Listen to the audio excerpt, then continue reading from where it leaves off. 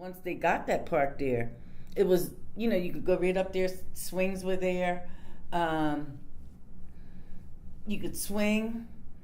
When it rained, we run down there and get on the swings and run and swing on the swings, and then we had a little merry-go-round, and then you had the ball field, and later on down the road they built the tennis court. It was nice. I could look out my back window to see all that. These were the facilities that your children grew up enjoying. Yeah, my children grew up with them. Yeah, and then your grandchildren grew up without them. Yes, the grandchildren grew up without them. They never saw the park. Yeah, that's interesting. They never saw it. My children saw it. All those kids, like in their 40s and 50s, they saw it.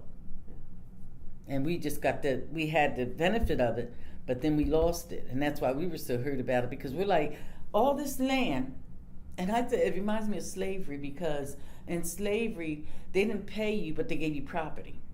But then they turned around and took it back. And that's how I feel is going on now. I feel like the township gave us all this land that we could use like we wanted in West Ambler. They didn't come down and help us to rebuild it up or do nothing. They just gave it to us to use like we wanted. And then when they started seeing, oh, look, we got all these houses and, this and that, we need that land. We want it.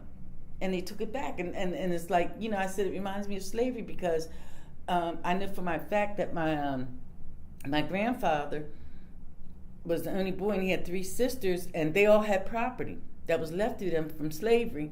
And when the girls got married, they threw all that property over to my grandfather. So my grandfather had I don't know how many acres of land down there, Farmers Fork, Virginia.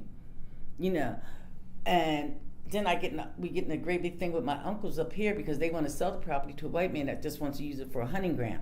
But we wanted it as, because there was plantations and stuff on that land years ago, And I said, it's so funny how things reverse, because before they don't give them money, don't do this, don't let them own their own house, and I'm going to give them property.